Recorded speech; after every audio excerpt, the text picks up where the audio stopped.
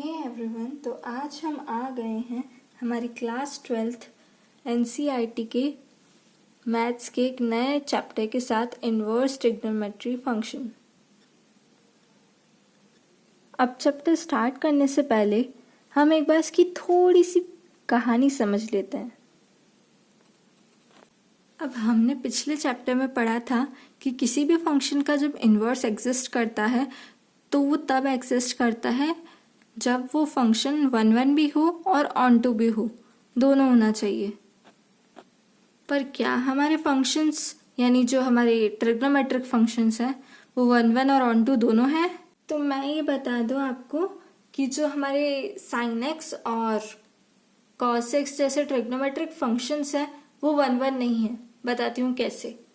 जैसे हमारा sine x का ग्राफ है तो इसमें हमें अलग अलग इनपुट पे सेम आउटपुट देखने को मिल रहा है। जैसे -3/2 1 होता है, ठीक है। और साइन एक्स जब हम एक्स को जब हम π/2 रखेंगे तो 1 होगा और एक्स को जब हम -3π/2 रखेंगे तो भी 1 होगा। वैसे ही अगर हम एक्स को -π/2 रखेंगे तो -1 आएगी साइन एक्स की वैल्यू, और अगर हम एक्स को 3π/2 रखेंगे तो -1 आएगी।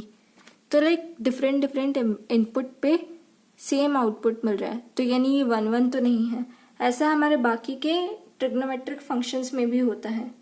तो हमने अब ये चीज़ तो देख ली कि जो हमारे ट्रिग्नोमेट्रिक फंक्शंस हैं वो 1 तो नहीं है, तो फिर इनका इन्वर्स कैसे डिफाइन होता है। अब लोगों ने क्या किया, लोगों को पता चल गया कि इसका इन्वर्स डिफाइन हो नहीं रहा है, तो इस पर बंदिशें लगाती, इसको रेस्ट्रिक्ट कर दिया एक इंटरवल में, जिससे जो आउटपुट वैल्यूज़ थी ना वो रिपीट नहीं हो रही थी। मतलब हम ये कह सकते हैं कि जो इनका डोमेन था ना वो बांध दिया था ताकि अलग अलग इनपुट पर सेम आउटपुट ना दे सके। अब ये चीज़ एक्सप्लेन हो पाएगी डोमेन और रेंज की टेबल से, तो वहाँ चलते हैं। जैसे कि मैंने बताया था, जो इन्वर्स ट्रिग्नोमेट्रिक फंक्शंस होते हैं वो रेस्ट्रिक्टेड होते हैं।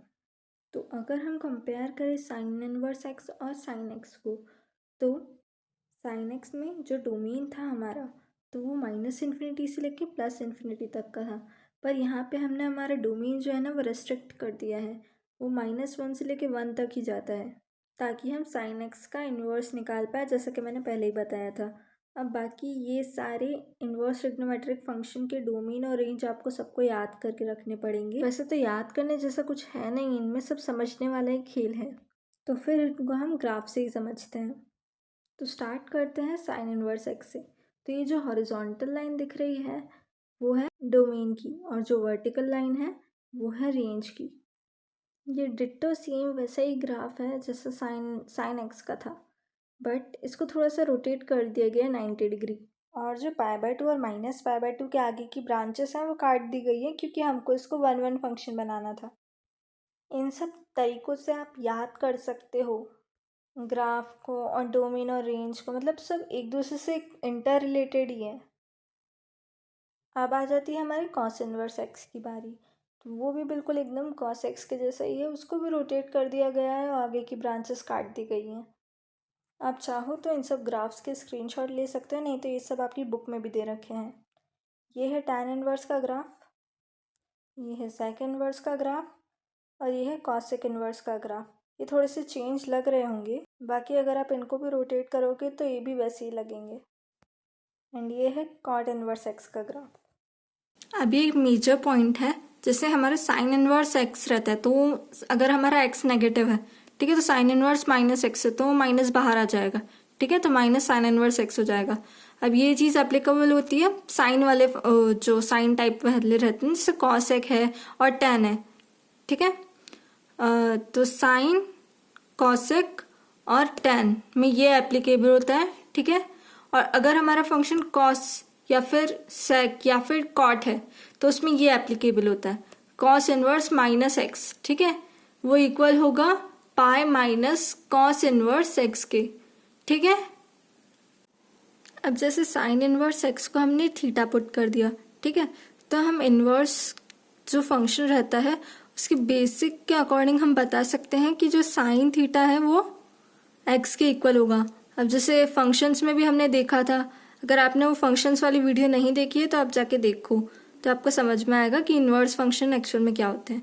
तो हम f of x is equals to y होता है, ठीक है। अगर हम ऐसा मानते हैं तो अगर f of x is equals to y होता है तो x is equals to f inverse y, ठीक है।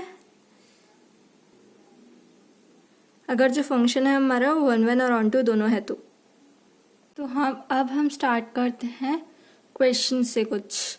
तो इसमें क्वेश्चन में क्या बोला है कि हमको इसकी प्रिंसिपल वैल्यू निकालनी है, ठीक है। तो जब भी हमको किसी इन्वर्स ट्रिग्नोमेट्रिक फंक्शन की प्रिंसिपल वैल्यू निकालनी होती है तो हम जैसे हमको इसकी निकालनी है तो हम इसको एक्स पुट कर देंगे या फिर थीटा पुट कर देंगे, ठीक है।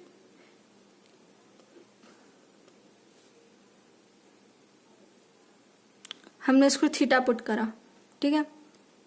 तो sine theta is equals to -1/2, ठीक है। अब पहले तो हमको ये बताओ कि साइन थीटा की वैल्यू π/1/2 कब होती है, ठीक है। तो 1/2 कब होती है, जब थीटा बराबर π/6 होता है, ठीक है। तब यहाँ पे जैसे हम इधर नेगेटिव डालेंगे अंदर साइन माइनस का π/6 तो बाहर भी वो बाहर भी आ जाएगा माइनस का साइन π/6, ठीक है। तो अब ये माइनस का 1/2 हो जाएगा, ठीक है। अब इधर हमने एक और क्वेश्चन लिया है, ठीक है। अब इसमें हम वापस से sec इनवर्स 2/√3 को x पुट कर देते हैं या फिर थीटा पुट कर देते हैं, कुछ भी पुट कर सकते हैं, ठीक है। तो sec x is equals to 2/√3 और sec x 2/√3 कब होगा, जब x इज इक्वल्स टू π/6 होगा, ठीक है। अब ये ट्रिग्नोमेट्रिक टेबल सबको याद रखनी पड़ेगी। अब इसमें भी हम cos x इनवर्स -√2 को x के इक्वल करेंगे, ठीक है।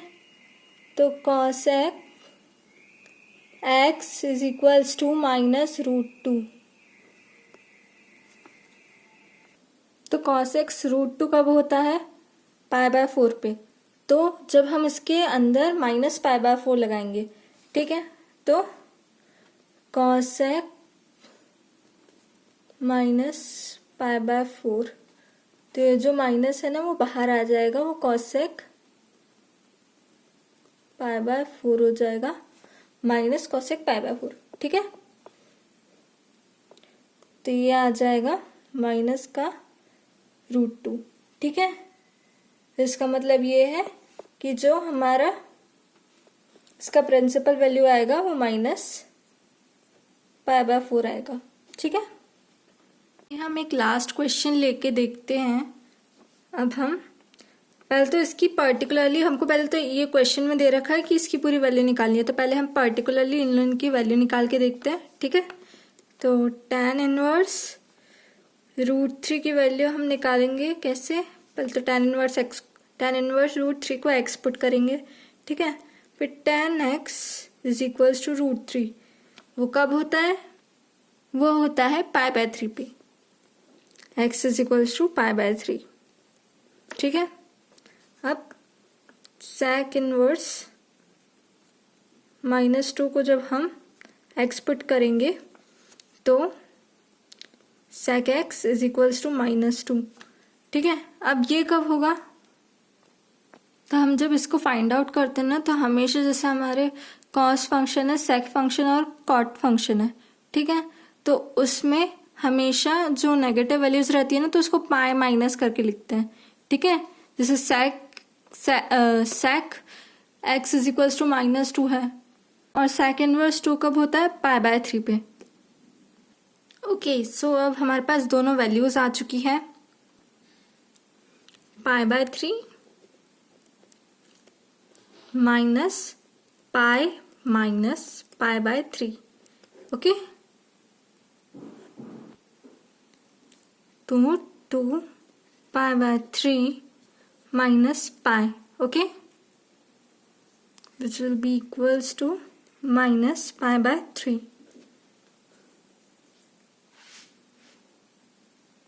और अगर आपको लेक्चर पसंद आया तो प्लीज़ लाइक करिए, कमेंट करिए, और ऐसे ही कॉन्सेप्ट क्लियर करने वाली वीडियोस चाहिए हो तो चैनल को सब्सक्राइब भी कर दीजिए. Thanks for watching.